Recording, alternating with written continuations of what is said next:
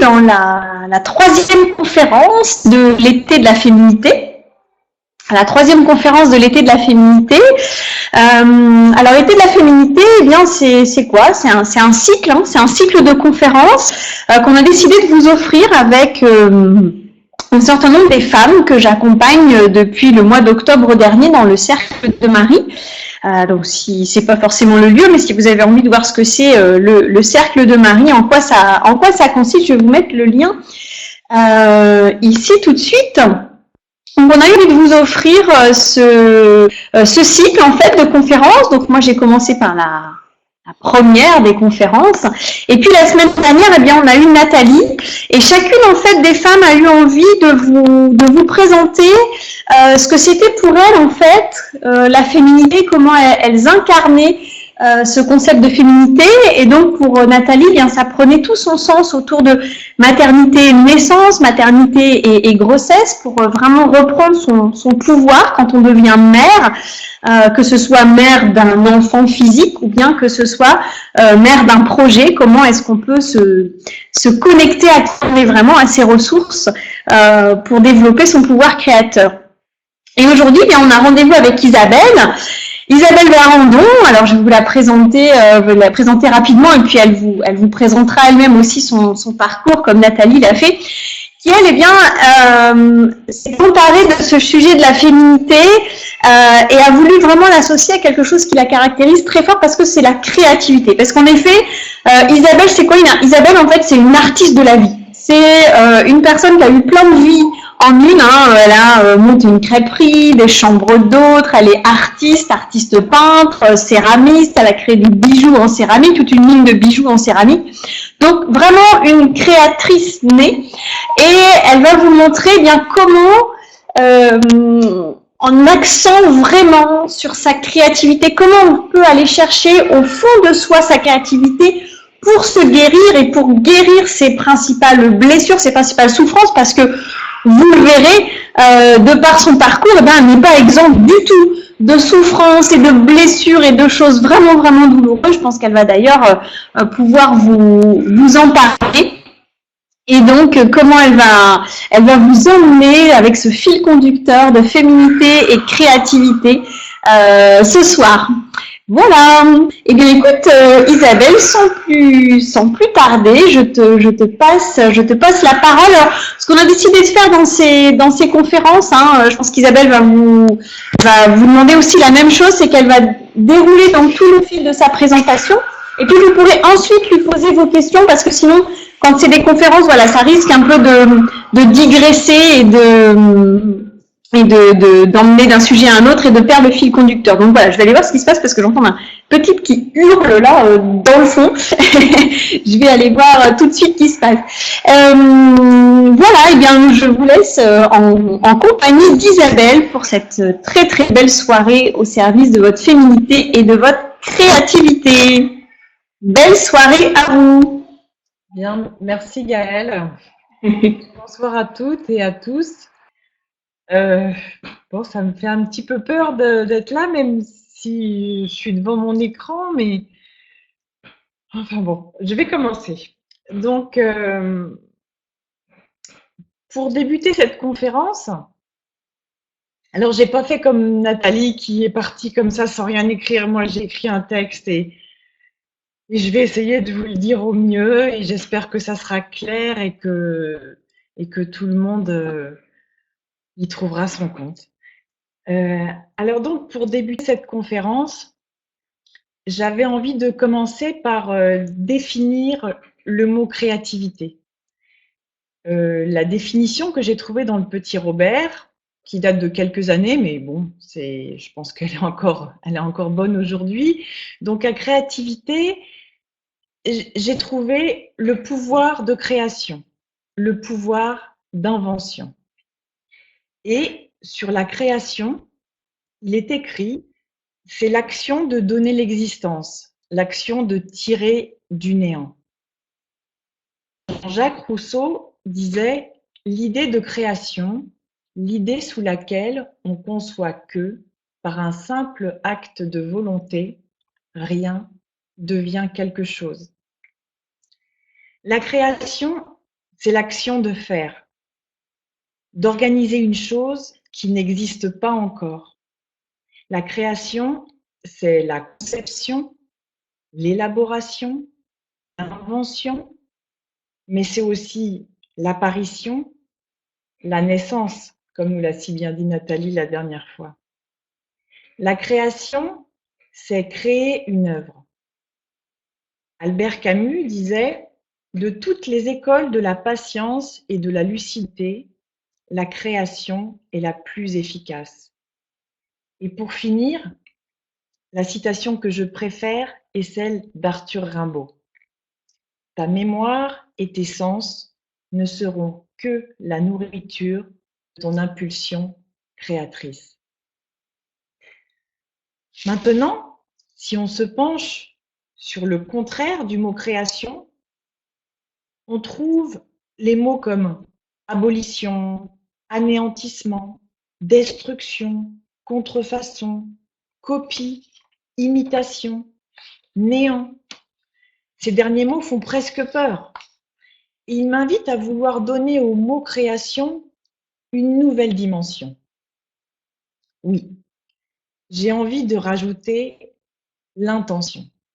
L'intention, désirée ou non, à côté de création. Oui, c'est bien un dessin, une idée, un projet, une projection.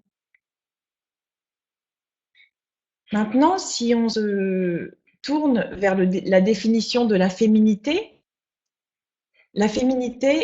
le petit Robert nous dit que c'est l'image sociale de la femme.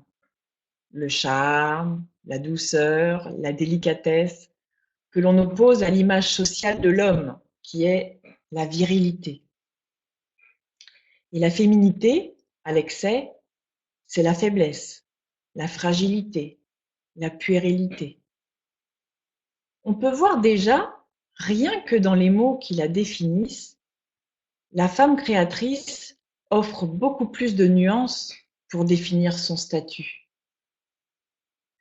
Je suis une femme artiste et c'est avec ma sensibilité de femme que je vais vous parler de la création, que je vais vous parler de ce que je ressens à travers ce mot, que je vais vous parler de ce que je ressens de ce mot à travers mon travail d'artiste en tant que femme. Je crois que l'homme, en général, est création et n'est que création. Mais la femme, en particulier, est celle qui a le pouvoir de concevoir en son sein.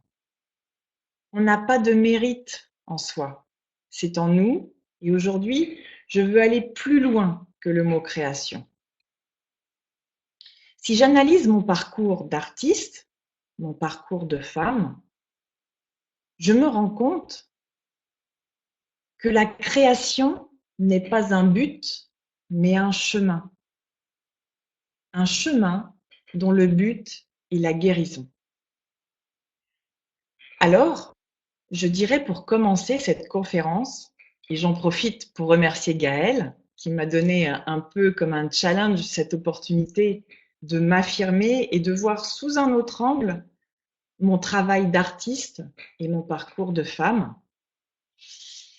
Je disais donc que pour moi, le juste titre de cette conférence, à mon sens, c'est bien Féminité et création, un pouvoir de guérison.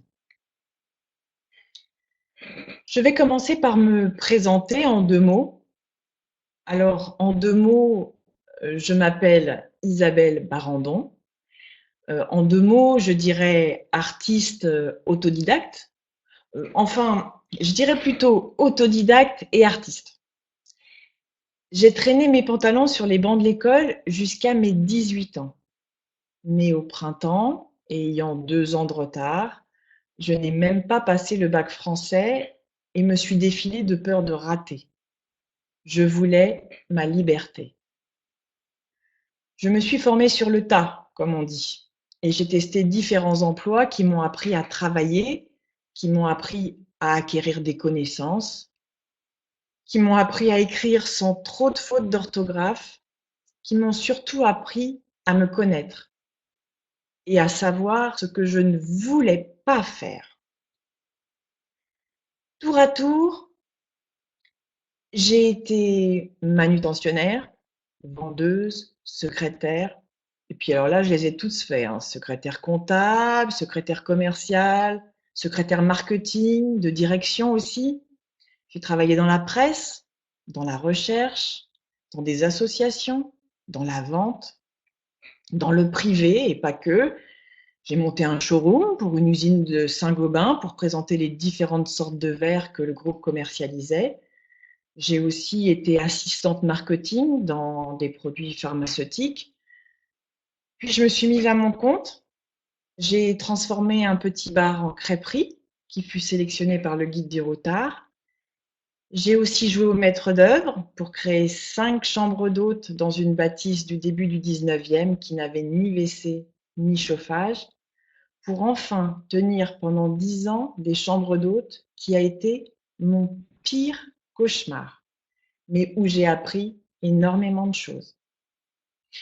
J'ai eu du mal à stopper une activité aussi lucrative et je me suis mise finalement à faire les marchés.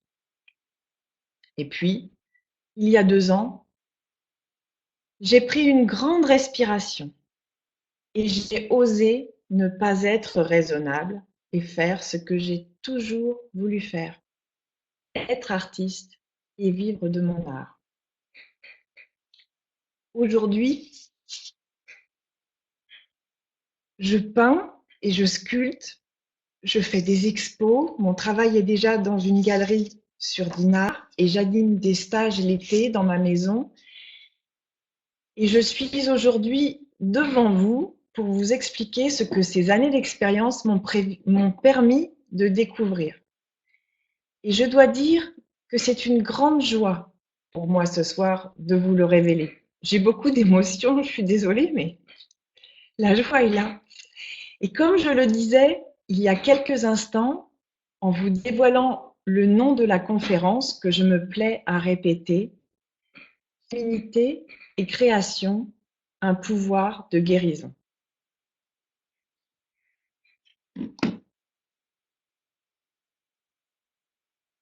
J'espère que je vais vous transmettre cette joie qui m'anime aujourd'hui, du fond de mon être. J'espère qu'elle va rayonner et atteindre chacun d'entre vous. Atteindre chacun d'entre vous pour vous contaminer à votre tour, pour que la joie s'installe en vous profondément. Bon, je vais arrêter mon préambule et peut-être commencer maintenant. Donc, je disais donc, féminité et création, un pouvoir de guérison. Si j'ai voulu traiter ce sujet de cette façon, c'est parce que je me suis rendu compte que s'il y avait bien un lien entre la féminité et la création, c'était bien le pouvoir de guérison. Je m'explique. En premier lieu, je dirais que la féminité rime forcément avec le pouvoir de création. Nathalie vous l'a dit la semaine dernière, c'est une évidence et je vous l'ai dit également tout à l'heure, si la femme a bien un pouvoir, c'est bien celui de la création. Nous, les femmes, nous avons un corps conçu pour créer de nouvelles vies et de façon aboutie. Ce ne sont ni des copies, ni des imitations. Même si parfois des ressemblances frappantes sont avérées, cela ne reste que des ressemblances. Même des vrais jumeaux nés du même ovule ne sont pas strictement identiques. Je parle en tant qu'artiste et cela rejoint mon point de vue de femme. Mon pouvoir de création aboutit à mon pouvoir de guérison. Qu'il soit conscient ou non, je le réalise pleinement maintenant. Pourquoi ? Une femme qui porte un enfant conçoit, et ce n'est pas toujours une évidence pour elle sur le moment, un double à son image. lorsque l'enfant grandit, et d'autant plus lorsqu'il porte le même sexe, elle a devant elle un miroir presque parfait qui est une chance, une opportunité, pas toujours réalisée malheureusement, pour l'aider à grandir, à s'accepter et à s'aimer. C'est la raison pour laquelle je parle de guérison. Car en créant, entre guillemets, un double, nous possédons l'immense pouvoir de grandir à côté de ce que l'on peut appeler des êtres guides, des êtres qui nous montrent le chemin souvent bien plus sûrement que l'on pourrait même l'imaginer. Excusez-moi. Bien plus sûrement que n'importe qui d'autre. Les enfants, surtout dans leurs premières années de vie, mais pas que, nous montrent le chemin. Je ne sais pas si je vais y arriver, mais je vais essayer de vous raconter une petite anecdote personnelle.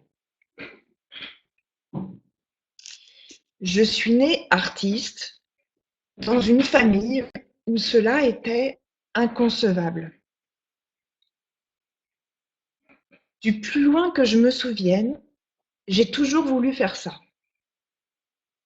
Cela a commencé à la maternelle avec une grande fresque que nous avions commencé à plusieurs après une balade dans une grotte.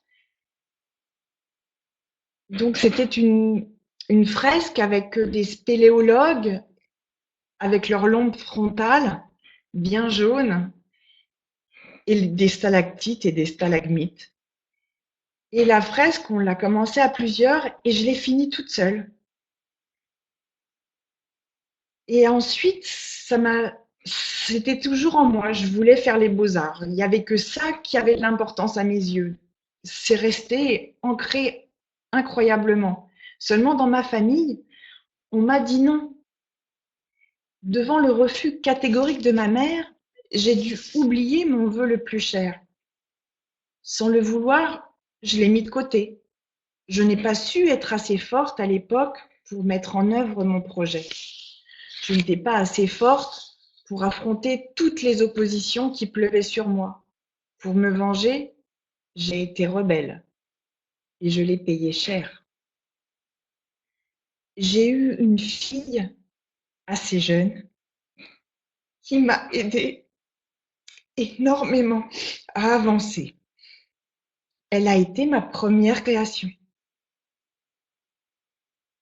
Pour mes 30 ans, elle m'a offert un petit tableau d'une copie de Claude Monet, une reproduction d'un tableau représentant une petite fille devant une grande maison avec la signature de Monet en lettres d'or.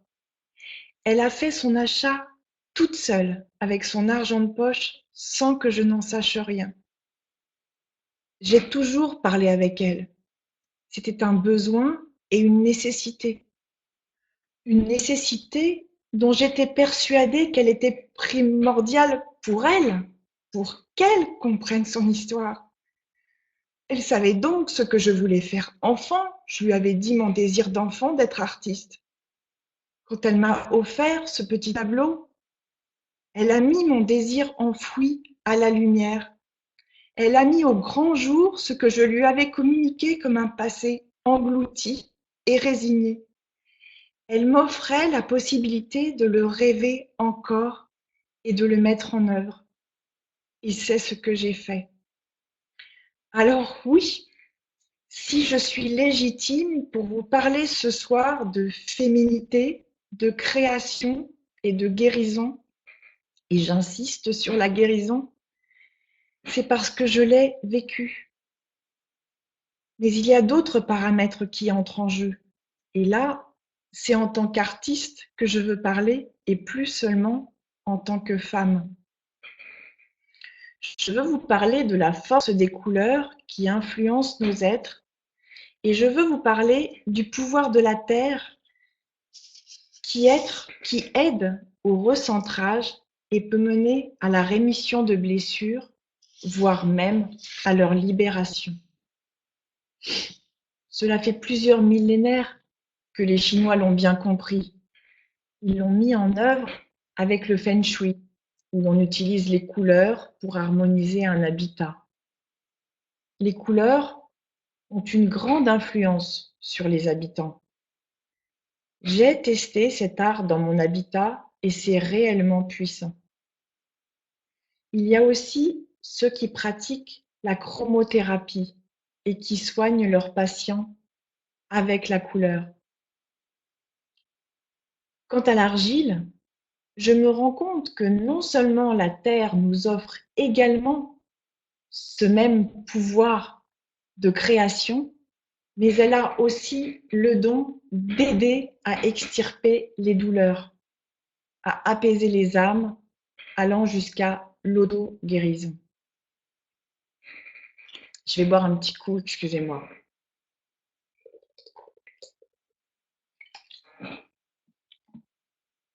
L'autre jour, il y a quelques mois de là, c'était au mois de mai, une femme est venue à l'atelier alors que je faisais une cuisson raku en extérieur. Elle était en vacances au Cap Fréhel et, attirée par mes pancartes, elle est entrée dans mon jardin. Elle s'est mise à parler de son vécu. Elle sortait d'un cancer du sein qu'elle venait de guérir. Elle était lumineuse. Mon travail a résonné en elle, car je réalise essentiellement des femmes, et ce jour-là, je cuisais une sculpture d'une femme enceinte avec 2 beaux seins. Elle m'a dit: «Moi aussi, je sculpte l'argile et mes femmes ont toujours qu'un seul sein et je me rends compte que 2, c'est beaucoup plus joli». Elle me parle de sa maladie et des autres patientes qu'elle côtoie. Elles se réunissent régulièrement afin de partager ensemble leurs souffrances communes et s'entraider dans cette épreuve qui les lie et qu'elles ont chacune à surmonter. Les autres ne travaillent pas l'argile, me dit-elle, et je me rends compte à quel point cela m'a aidée. Mes mains dans la terre, j'oublie tout, même la maladie. Voici un bien bel exemple. Quel est le processus? Je vais essayer de vous le décrire. Je vais essayer de vous faire ressentir ce que je vis à chaque fois que je prends un bloc de terre entre mes mains. Devant la masse d'argile qui est devant lui, l'artiste est en sa possession du même pouvoir créateur de guérison que la femme portant son bébé en son sein. Le contact de la matière est non seulement agréable et doux, mais il est aussi purificateur et revitalisant. D'une part, du fait de la matière noble.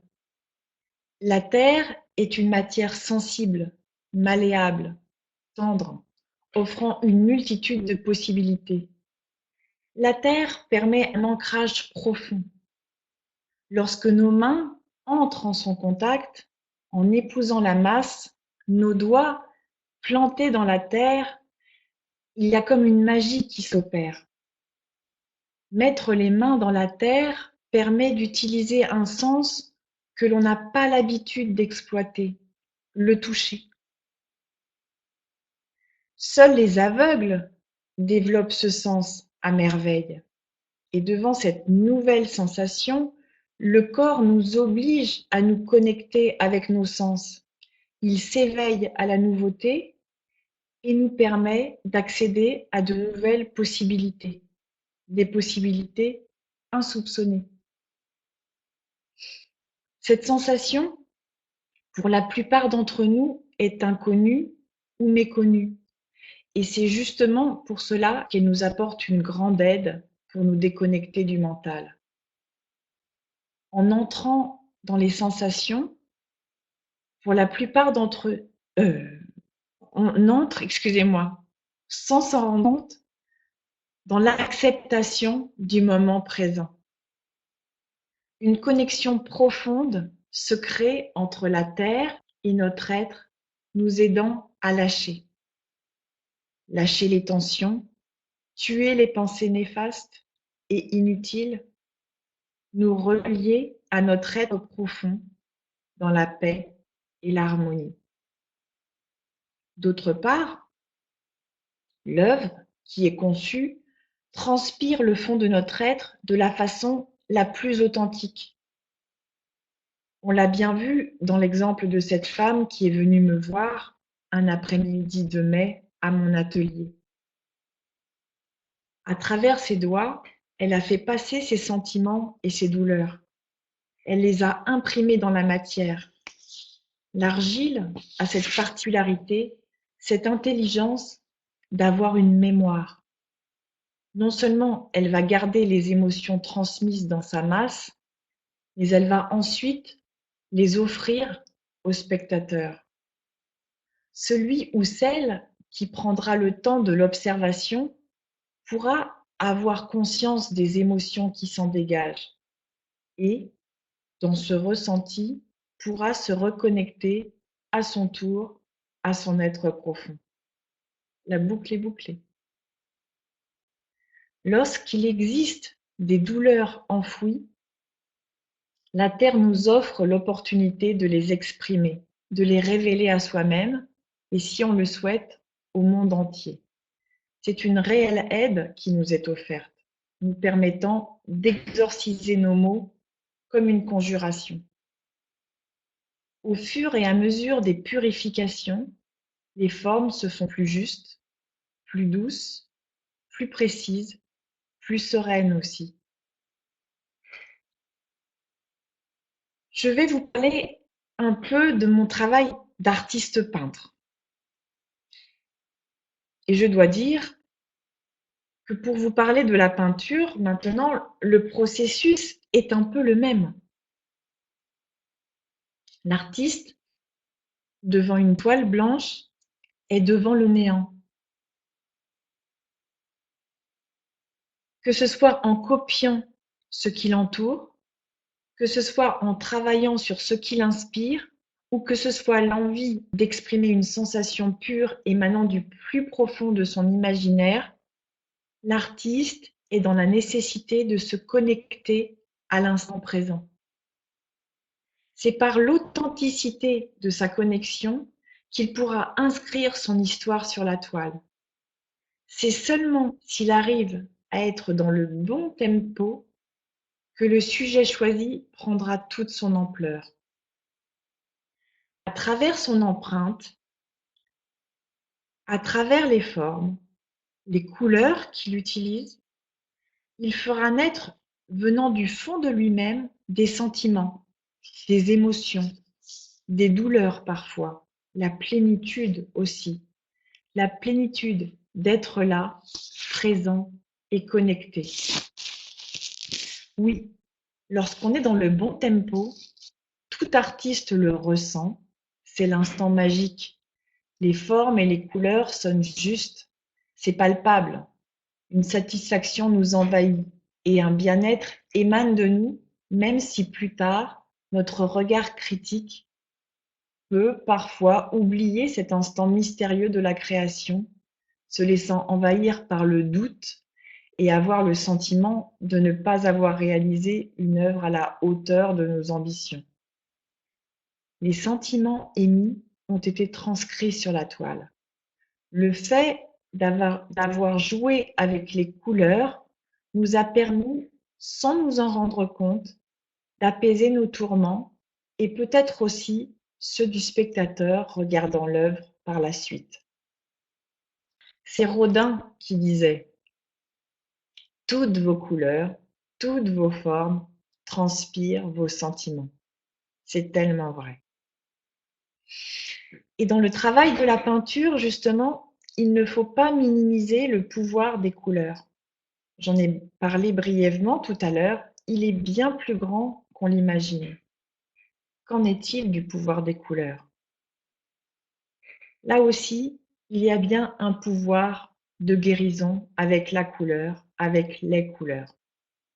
En quoi, lorsque l'artiste utilise certaines couleurs, il crée et influence son être, mais aussi ceux qui s'en nourrissent. Si je peux me permettre, je vais faire un petit exposé spécifique sur la couleur. La couleur vient de la lumière, comme nous le savons tous. C'est la lumière qui influence toute vie sur Terre. C'est le physicien Isaac Newton qui découvrit en 1665 que la lumière se décompose en 7 couleurs fondamentales qui correspondent à des vibrations énergétiques différentes, possédant chacune une longueur d'onde respective. Voici les 7 couleurs principales par ordre d'onde décroissante. Il y a le rouge du chakra racine, l'orange du chakra sacré, le jaune du chakra du plexus solaire, le vert du chakra du cœur, le bleu du chakra de la gorge, l'indigo du chakra du troisième œil. Et sur la photo, là, ils se sont trompés, c'est le violet et non du rose pour le chakra coronal. Est-ce un hasard? Je vous laisse le soin de répondre à cette question. Posée sur la toile, chacune de ces couleurs nous affecte, chacune à leur manière, et nous ressentons à notre insu les effets de leurs vibrations. La plupart des peintres composent ses propres gammes de couleurs, avec ce que l'on appelle les 3 couleurs primaires que sont le rouge, le jaune et le bleu. Ces 3 couleurs permettent de fabriquer, en les mélangeant, ce qu'on appelle les couleurs complémentaires, soit l'orange, le vert et le violet. Le blanc, qui n'est pas considéré comme une couleur, est rajouté à la palette permettant encore d'autres nuances. Les couleurs sont à l'infini et chaque artiste, chaque être possède sa propre palette. D'ailleurs, je le vois bien, les élèves en stage dans mon atelier, même s'ils n'ont jamais utilisé les tubes de couleurs, fabriquent par eux-mêmes une palette qui lui est propre. Comme je leur demande d'acheter uniquement les couleurs primaires, chacun d'entre eux, sans s'en rendre compte, fabrique ses propres couleurs. On reconnaît un artiste rien qu'à ses couleurs. Elles lui sont personnelles et il est même difficile de les changer parfois. Il existe 2 gammes de couleurs. Les couleurs chaudes, que sont le rouge, l'orange, le jaune, et les couleurs froides, que sont le bleu, l'indigo et le violet. La couleur verte est la couleur médiane entre ces deux gammes. C'est aussi celle du chakra du cœur. On peut dire que c'est celle de l'unité, de la création pure. En tout cas, c'est celle de la végétation qui nous entoure, celle de l'abondance qui se crée tout autour de nous. On dit que le vert est une couleur de mauvaise réputation, symbolisant l'argent, les jeux d'argent. Le dollar n'est-il pas vert? Les tables de jeu ne le sont-elles pas aussi? Il symbolise l'instabilité, bien sûr, forcément, puisque la création est tout sauf l'immobilité. Pour le peintre, c'est une couleur difficile à maîtriser et à fabriquer. C'est aussi la couleur considérée comme celle de l'apaisement, et à juste titre. Le rouge est la couleur de la force, de la santé, de la vitalité. C'est une couleur très stimulante et énergisante. Il symbolise la vie, la fécondité, la chaleur. C'est la couleur qui a le plus d'impact sur nos fonctions physiologiques, car c'est celle qui émet la plus grande longueur d'onde. S'ensuit l'orange, qui est la couleur de la jeunesse, du courage et de la curiosité. C'est le mélange du rouge et du jaune, une couleur plus intime et accueillante. Le jaune est la couleur du soleil, la couleur du bonheur, de la sagesse et de l'imagination. C'est la couleur de l'esprit et de l'intellect. la couleur de la joie. Je vous ai parlé du vert, la couleur de la création, de l'apaisement, du renouveau et de l'abondance. Le bleu est une couleur froide, c'est la couleur de la compassion, la couleur de la mère, de la maman, de la maternité. C'est aussi la couleur du conservatisme et du pouvoir, de l'autorité, de la discipline et de la prudence. Le violet est situé à la toute fin du spectre lumineux visible et ses rayons sont très puissants. Le violet est associé aux gens très créatifs. Il stimule leur inspiration.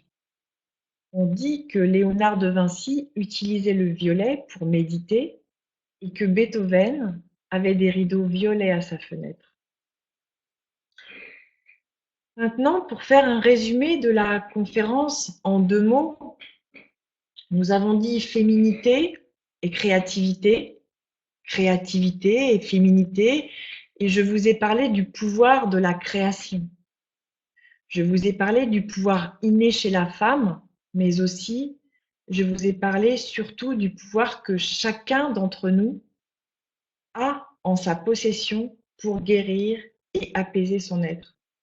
Que ce soit en se défoulant sur un morceau de terre ou que ce soit en mélangeant les couleurs suivant ses ressentis.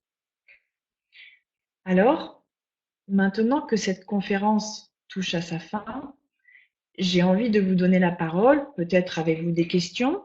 Si vous vous tournez vers votre vécu, avez-vous déjà ressenti lors de la visite d'exposition et ou lors d'un processus de création ce pouvoir de guérison vous toucher?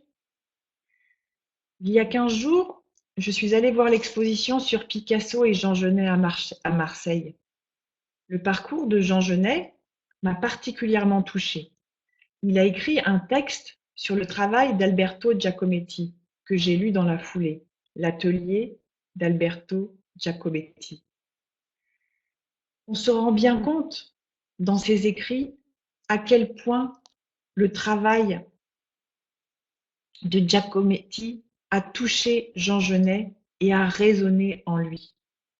Peut-être ne l'avez-vous pas analysé de la sorte, mais maintenant que je vous ai exposé mon point de vue, retournez-vous sur vos expériences passées. Qu'en est-il? Si cela vous parle, si cela vous interpelle, j'aurai une grande joie à vous lire et à partager avec vous. Et je vais rajouter pour finir une pensée d'une femme parlant de la créativité. Yolène Escande, elle est sinologue, spécialiste de la peinture et de l'art des jardins en Chine et directrice de recherche au CNRS. Comme il exécute son œuvre, c'est toujours sur lui-même que l'artiste travaille. Merci beaucoup de m'avoir écouté. Maintenant, si vous avez des questions, si vous voulez dire des choses, je vais remonter peut-être le chat et puis je vais essayer de, je n'ai pas trop l'habitude, mais je vais essayer de voir.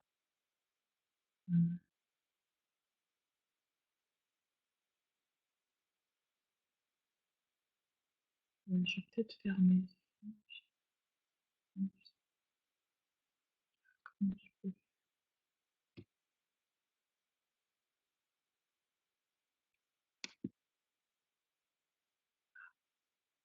Voilà. Alors, je suis écrit.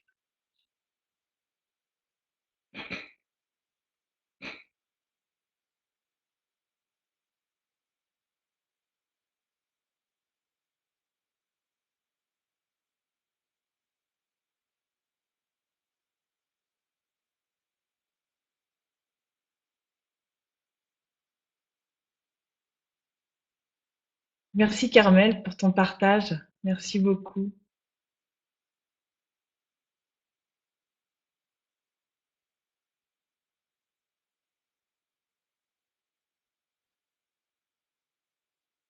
Alors, il y a Gaëlle qui dit que l'art-thérapie existe. J'en ai jamais fait, en fait. J'ai jamais suivi aucune aucune formation en fait. J'ai voulu faire les beaux-arts après, une fois que j'ai commencé à 30 ans à vouloir faire de... Donc d'abord j'ai commencé par la peinture et à chaque fois où j'étais trop loin, où j'étais pas du bon secteur, et puis j'ai jamais pensé faire de l'art-thérapie en fait. Et puis le modelage, c'est arrivé un petit peu comme ça par hasard en fait. Je voulais acheter une maison et puis il y avait une petite niche et il manquait la petite Vierge qui devait être là à l'époque. Et donc, j'ai été chercher un bout de terre chez un potier et puis j'ai fait ma première sculpture comme ça. Donc, j'ai fait de l'art-thérapie sans m'en rendre compte, en fait.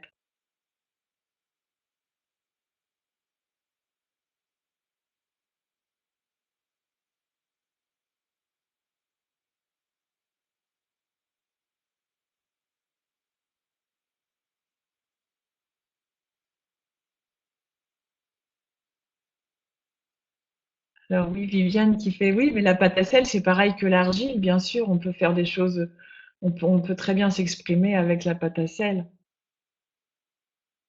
Merci Laurence pour ton partage.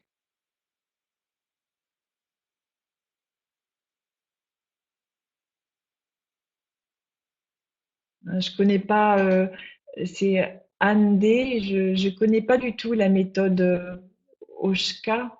Je sais pas du tout, mais ça doit sûrement être bien.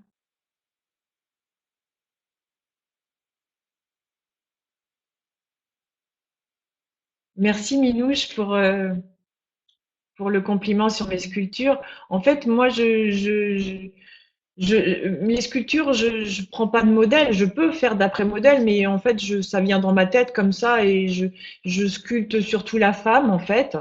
Euh, Tout à l'heure, j'ai été voir un ostéopathe d'ailleurs. Bon, je vous raconte ma vie, il a changé de page aujourd'hui. En fait, ça fait 10 ans que je vais le voir. Et en fait, quand je suis allée le voir il y a 10 ans, c'était donc en avril 2006, et je lui disais que je voulais me tenir droite, que je voulais me redresser, parce qu'en fait, bon, avec tout ce que j'ai vécu, je suis grande en plus, donc j'étais recourbée et j'avais un dos bossu. Et bon, il m'a avoué qu'il y croyait pas beaucoup que je me tienne droite. Et aujourd'hui, il a pris une nouvelle page et, il a marqué que j'étais redressée et il a trouvé mon dos redressé. Et en fait, mes sculptures, c'est surtout des femmes que je fais très cambrées, qui se tiennent très droites avec des beaux seins et voilà, ça vient juste de ma tête, quoi.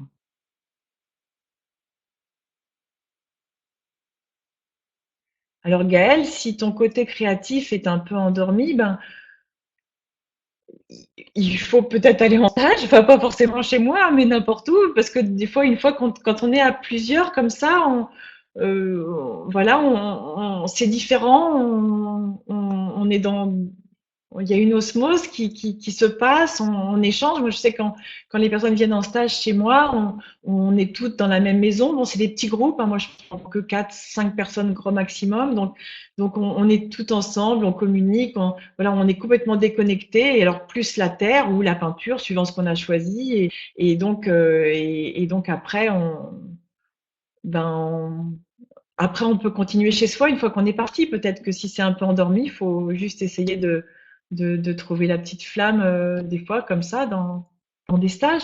Il y en a pas un peu partout. Il faut essayer.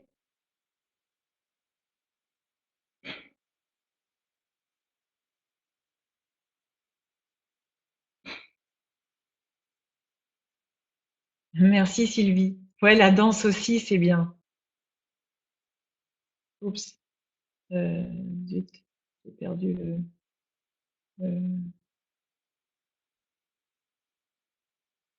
zut, j'ai perdu Ah là là, ça va vite. Ah, mais ça, je peux Ah, ça va être plus facile.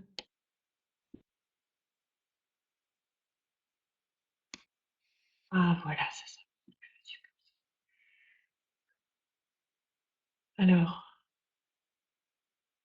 oh, j'ai perdu le fil, je sais plus où j'en étais. Excusez-moi.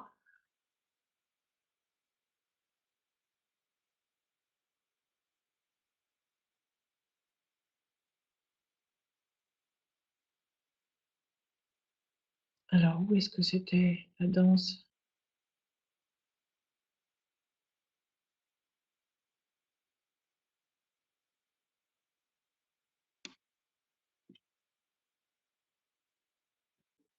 Peut-être que je peux le fermer, ça.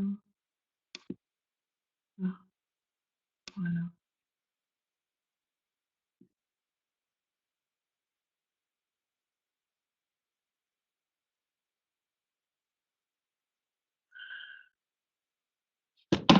J'ai perdu un peu le fil, je sais plus trop, parce que j'avais un très petit chat là pour lire sous vos commentaires et il y en a beaucoup et oh là là, si j'en oublie, je suis désolée. Donc Carmel, écrivain peintre, j'ai fait de la sculpture. Non, ça je l'ai déjà lu, ça. Alors, où j'en étais?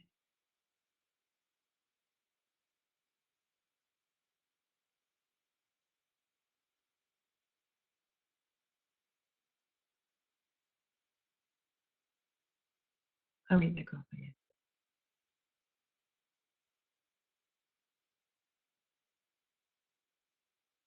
Oui, merci pour celles qui ont été sur mon site. Je l'ai un petit peu refait ce week-end, il n'est pas encore tout à fait à jour, mais bon, ça viendra. Merci Pépite aussi.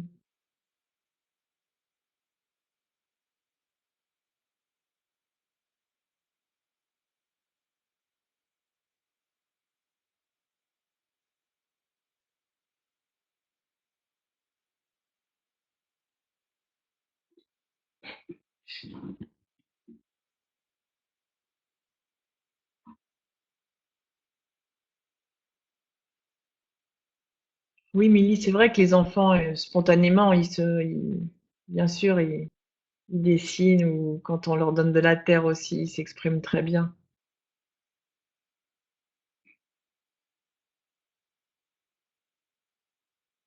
Alors Anne,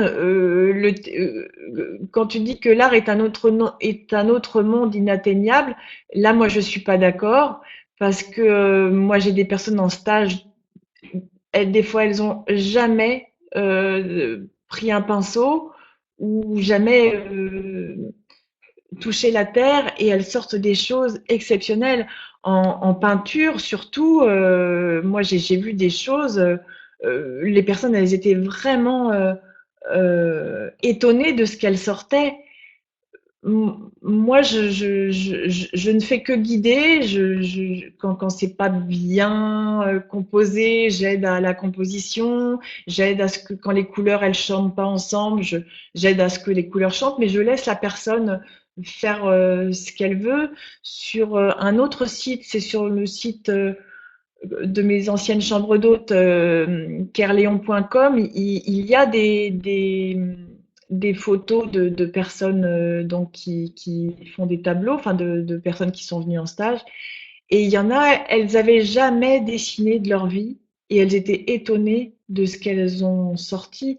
C'est un petit peu comme quand on écrit, tout le monde sait écrire. Alors, il y en a qui vont écrire en bâton, il y en a qui vont écrire bien arrondi, d'autres tout petits, mais tout le monde, on arrive à lire tout le monde et tout le monde sait écrire. Et ben, c'est pareil pour la peinture, c'est pareil pour la sculpture.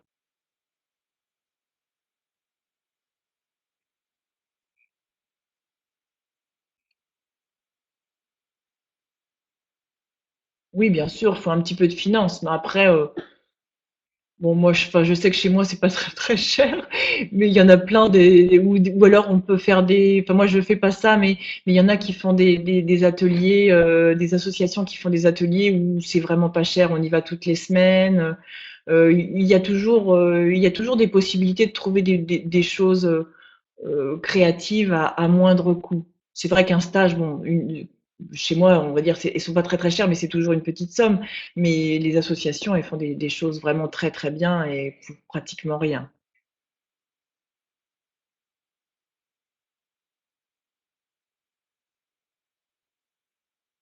Et la cuisine aussi, c'est de l'art, bien sûr. Les couleurs et les épices et tout ça. Mm. Ouais, si lui, l'art est partout, bien sûr que l'art est partout. La création, elle est sur la terre. Il y a, tout est création. Nous sommes création.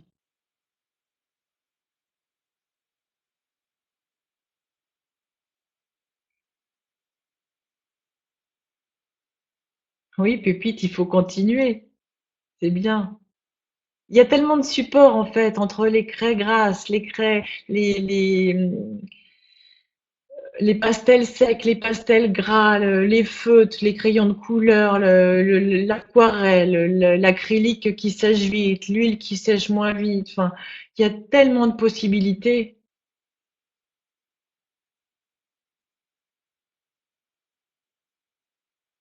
Et ça apprend à se découvrir et ça apprend aussi à s'accepter comme on est en fait. Parce que des fois, on fait un truc, puis on n'est pas content, on se dit, oh là là, c'est moi qui ai sorti ça. Et justement, il faut accepter que des fois, ben, ce qu'on sort, ben, on n'aime pas trop.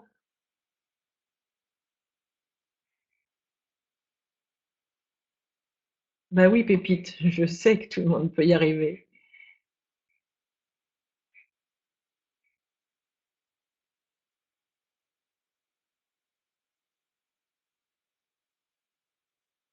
C'est ça qui est difficile en fait, Geneviève. En fait, on veut toujours chercher les encouragements et moi la première, j'ai vraiment, je recherchais les encouragements et puis en fait,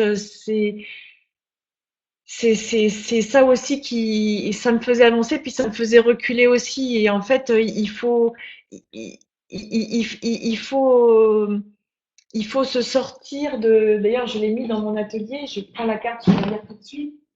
Euh, voilà, j'avais tiré une petite carte d'une copine qui tire des cartes Je suis. Et en fait, j'avais tiré il y a 2 ans cette petite carte. Et c'est J'ai confiance en moi, je me guéris du regard des autres. Parce qu'en fait, il faut pas chercher en fait les encouragements des autres. Il faut faire et puis il faut il faut être content enfin, de ce qu'on fait tout seul, quoi. Enfin, et c'est quand ce qu'on fait est en accord avec soi, et c'est là qu'en fait les autres aiment.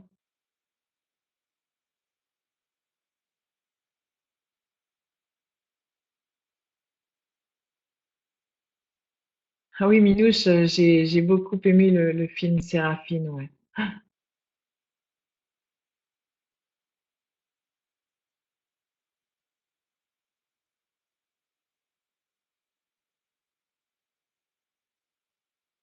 Dimitri Suaves, il y a encore du travail. Je sais pas, tu parles pour toi, mais on a tous, je pense, beaucoup de travail à réaliser pour. On est là pour ça. Pour travailler sur soi. Mmh.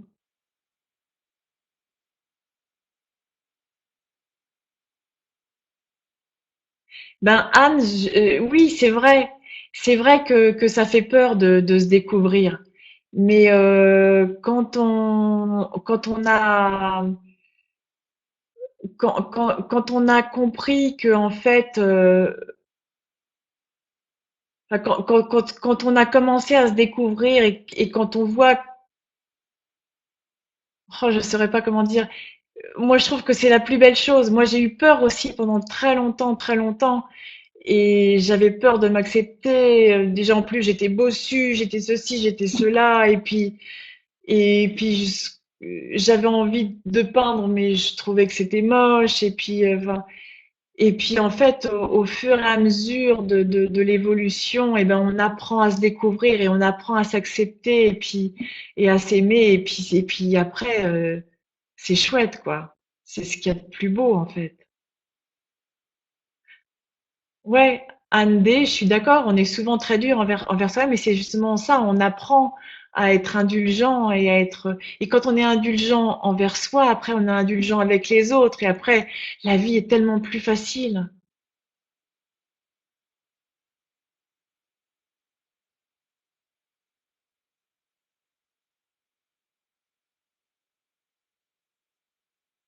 Sylvie, accepter quoi? Que tu peux t'éclater?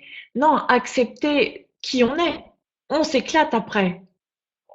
Enfin, on peut s'éclater aussi avant, mais quand on a accepté qui on était, alors on s'éclate encore plus. Geneviève, bien sûr.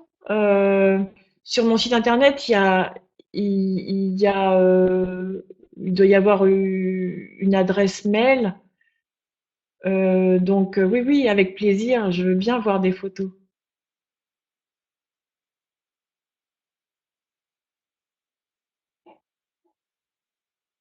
S'autoriser à rentrer à l'intérieur. Hmm. Oui, Anne. Quand on voit qui on est, c'est là qu'il y a c'est là que c'est le plus beau. Exact.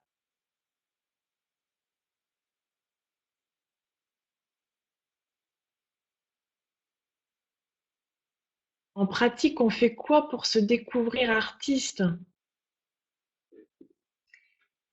Moi, je pense qu'on est tous des artistes. Après, on n'a pas tous forcément la même, le même désir profond au fond de soi. Bon, moi, si mes parents avaient accepté que je fasse les beaux-arts, j'étais plutôt douée en fait à l'école. J'ai rien fait, j'ai même pas mon bac français. Et j'ai eu mon BEPC parce qu'on me l'a donné. Donc j'ai vraiment à l'école, j'ai vraiment tout fait pour rien faire parce que je voulais faire un truc et que mes parents voulaient pas. Mais si j'avais été encouragée, j'aurais été ingénieure et j'aurais sûrement pas fait le parcours que j'ai fait là. Et j'aurais pas été artiste en fait. Donc, en pratique, on fait quoi pour se découvrir artiste? Ah, je sais pas là, c'est une drôle de question. Euh, il faut déjà avoir envie de faire ça, peut-être.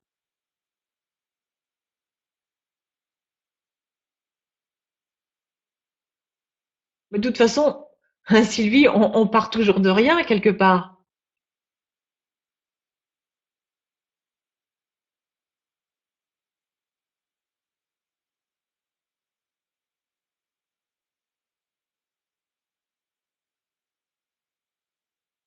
Et puis progresser, oui, si on travaille, on progresse forcément. Plus on travaille, plus on progresse.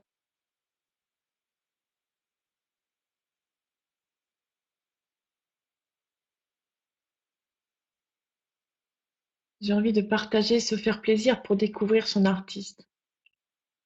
Oui, c'est important de se faire plaisir.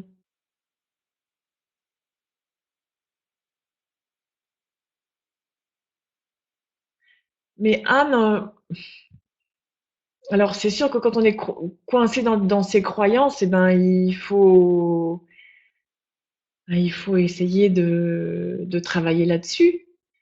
Et justement, moi, je sais que enfin, dans mes stages ou même quand les gens viennent me voir à l'atelier, parce qu'il n'y a pas que dans les stages, quand les gens ils viennent ici et qu'on discute, des fois, je sais que je leur ouvre des portes. Il, il faut parler avec d'autres, il faut pas rester dans des croyances négatives. Et puis, quand on connaît rien à l'art, si on veut s'intéresser à l'art, ben, on va faire des expos, on lit des livres, voilà, enfin, on essaye on s'y intéresse, quoi, et puis on apprend. Moi, j'ai rien appris, tout ce que j'ai appris, c'est dans les expos, bon,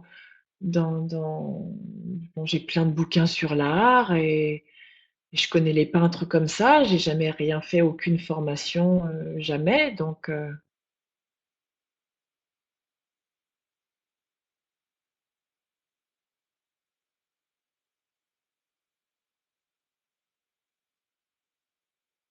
bah oui, ça, moi aussi j'ai fait du tricot à une époque, j'en faisais beaucoup. Et oui, on peut créer aussi en faisant du tricot, en faisant plein de choses. Il n'y a pas que la peinture et la sculpture. Il y a la mosaïque, enfin, il y a tout, il y a tout, il y a plein de choses. Un plombier peut faire du beau travail s'il fait des belles tuyauteries en cuivre bien coudées à l'ancienne. Enfin, un carreleur peut faire du super travail. Enfin, il y a pas que la peinture et la sculpture.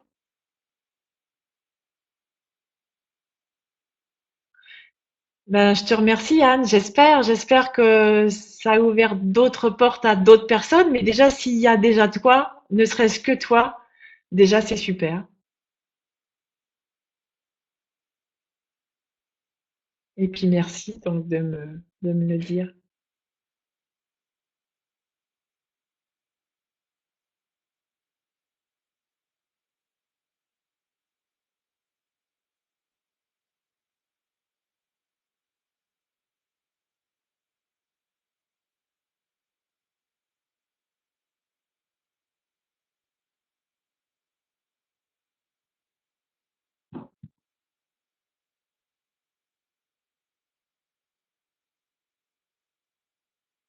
J'espère d'ailleurs, Anne, que la porte, elle n'est pas que entrouverte et qu'elle va s'ouvrir en grand.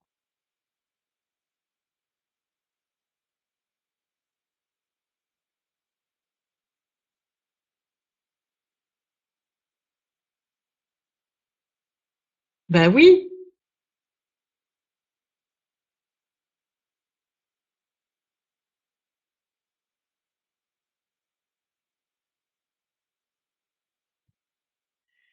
Alors, Carmel, oui, je pense que cela se sent quand on ose. C'est alors qu'on s'engage sur la voie de la découverte du trésor que l'on je sais pas ça, en soi et avec soi. Il faut s'ouvrir pour accueillir l'invitation du talent. Hmm, bien sûr.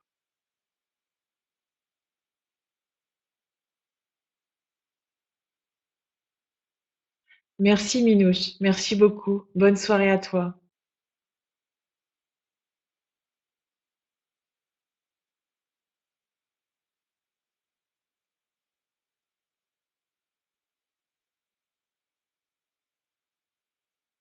Mais oui, peindre sur ce qui est, c'est ce qu'il y a de mieux. Peindre sur le motif, s'installer et puis vraiment se caler sur le moment présent là. C'est super. C'est beaucoup mieux que, que de faire d'après une photo. C'est bien aussi s'il faut, mais si on ose peindre sur ce qui nous entoure, sur un, là on est vraiment dans la vraie vie, je vais dire.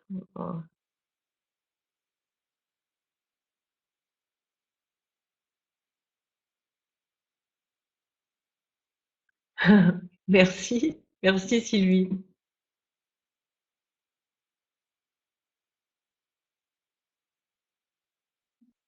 C'est vrai que c'est dur. Et la conférence, je vais essayer de la faire autrement que sur le net, parce que je l'ai fait à une amie, enfin à deux amies et qui m'ont dit que c'était intéressant.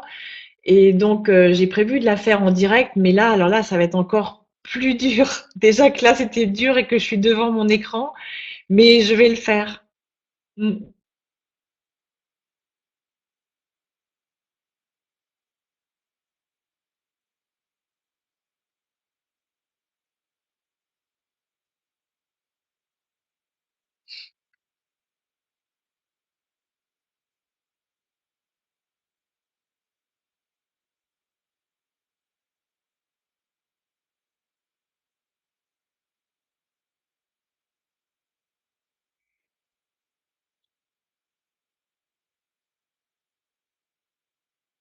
Ah, merci, Viviane.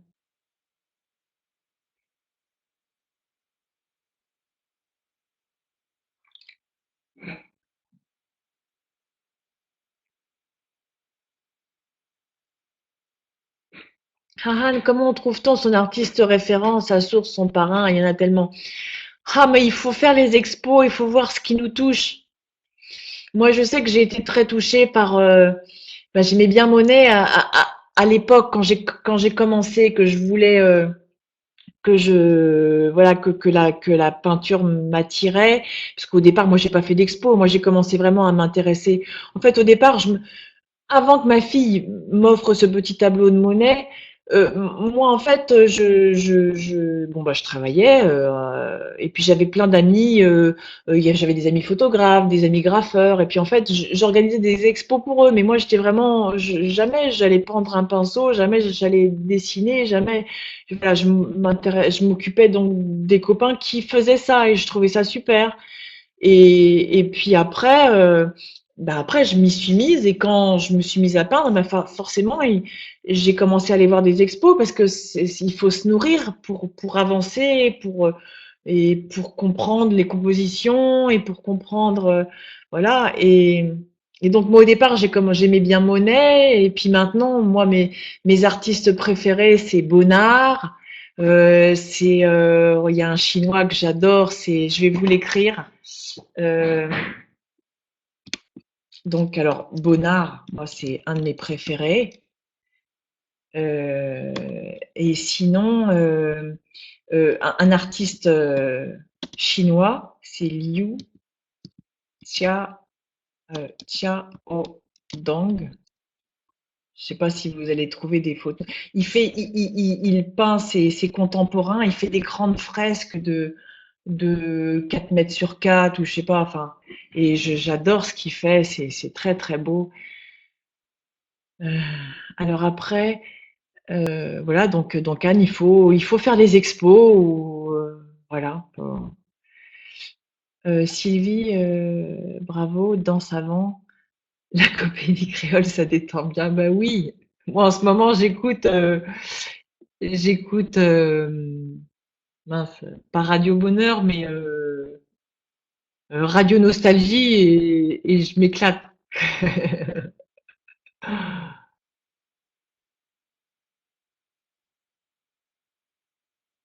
Bravo, Anne, Anne D, si le premier pas est fait. C'est super.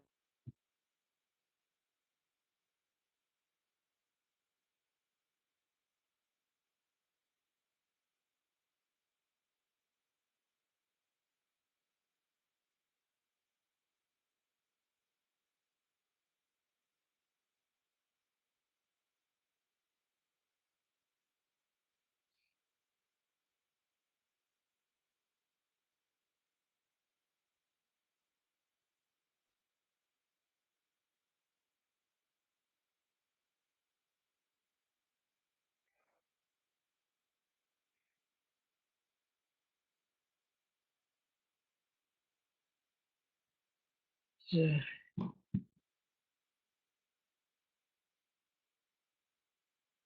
S'il y a plus personne qui est... Ah si, il y a encore Geneviève qui écrit.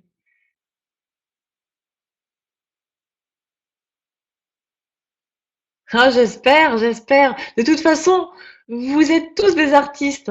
Moi, c'est ce que je dis à tout le monde quand ils viennent me voir. Tout le monde est artiste. Mais quand on s'en rend compte et quand on commence à, à, à le sentir et à se rendre compte qu'effectivement, chacun de nous est artiste, alors ben c'est bien, oui, ça ouvre des nouvelles portes et c'est ce qu'il faut. Euh, on est là pour ça en fait. pour, euh, pour se créer, pour se révéler. Merci Geneviève. Merci beaucoup.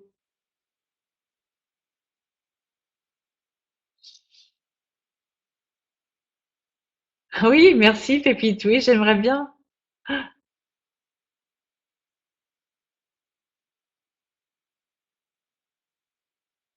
Merci Milly. Merci beaucoup.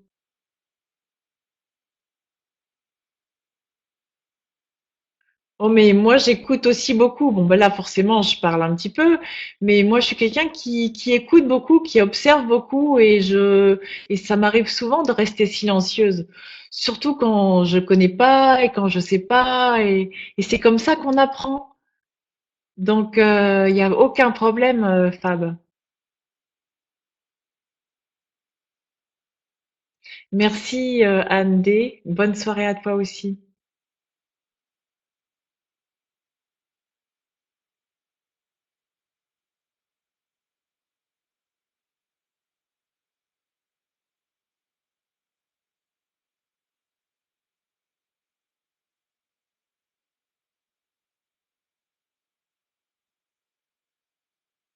Merci Malika. Bonne soirée Fab.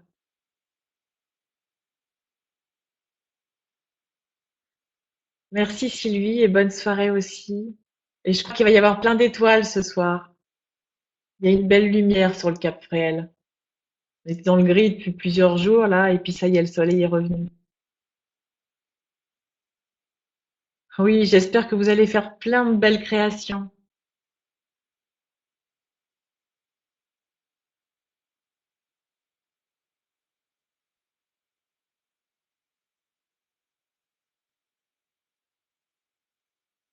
Bonne soirée Geneviève. Merci beaucoup.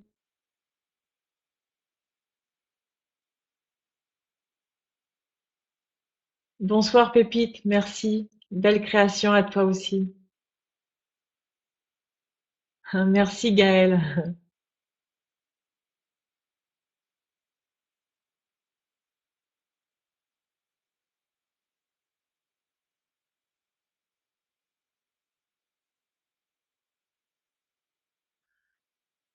Françoise, je vais te dire comme quand il y a des personnes en stage qui ont choisi par exemple la peinture et puis et puis quand ils vont chercher enfin je leur dis d'aller chercher leur matériel en modelage non je donne tout mais en peinture je leur dis vous allez chez le marchand de beaux-arts et puis vous regardez les tailles d'étoiles, vous regardez les pinceaux, il y en a des fins, des moins fins, des plats, des carrés, des ronds, et ben vous connectez à votre ressenti, puis vous prenez un petit, un moyen, un grand, mais vous prenez ce qui vous va, comme vous prenez un bleu, celui qui vous plaît, un rouge, celui qui vous plaît, un jaune, celui qui vous plaît, puis après après c'est parti. Donc il faut faire pareil. Vous, voilà, faut commencer, faut vers ce qui nous attire le plus, peu importe si c'est le modelage ou la peinture. Oui, Sylvie, merci à Gaëlle.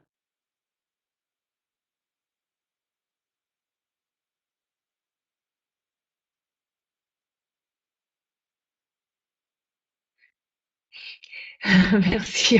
Mais il faut pas mettre tout le monde dans le même sac parce que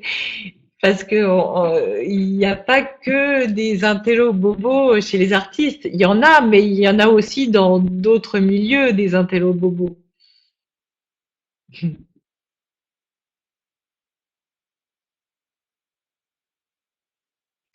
Merci Sylvie Boireau, merci beaucoup.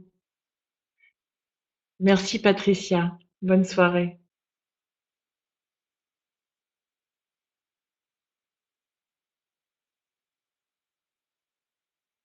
Oui, il faut aller au plus simple en fait. Il faut aller au plus simple, Françoise, et puis après, tu vois, des bleus, il y en a trois principaux. Des rouges, on va dire qu'il y en a deux, trois, et des jaunes, on va dire qu'il y en a surtout deux. Eh ben, faut en choisir un de chaque. Puis après, on voit. Puis après, si ça plaît, on prend un autre bleu. Moi, j'utilise les trois bleus, mais au départ, on commence par un, puis après, on voit.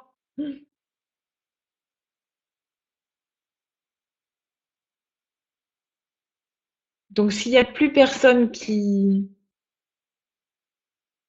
parle, enfin, qui écrit plutôt, je vais peut-être arrêter la conférence là pour ce soir.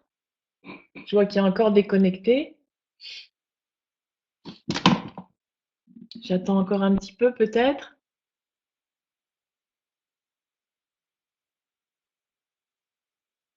Oui, Christy, il va y avoir un replay. C'est Gaël qui va s'en occuper. Je pense que ça sera en ligne dans un jour ou deux. Enfin, ça, c'est Gaël qui gère ça, mais il me semble que c'est le jour suivant, voire le jour d'après, que tu peux l'avoir en ligne. Moi, je mettrai un lien sur mon site, mais Gaëlle, elle va envoyer un message. Donc, tu l'auras par Gaëlle.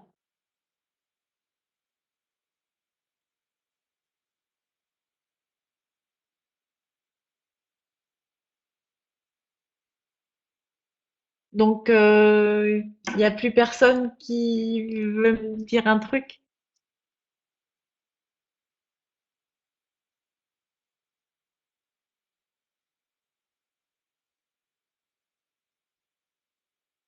Non? Je vais peut-être...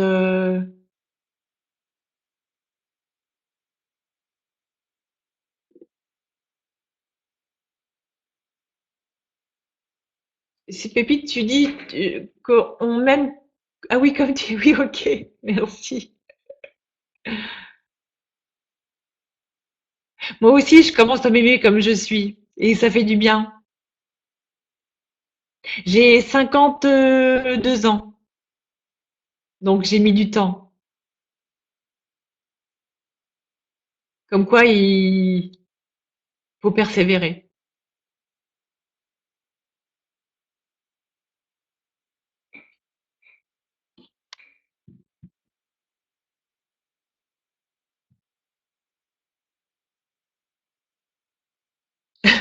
Oui, oui, oui. Mais moi, j'attends en fait qu'il y ait plus personne qui me dise quelque chose. Et bon, ça fait que 1 heure et quart. L'autre conférence était 1 heure et demie, mais on va peut-être pas, on va peut-être arrêter à la demi. Mais ou sans ça, je coupe maintenant. Si tout le monde a plus rien à me dire.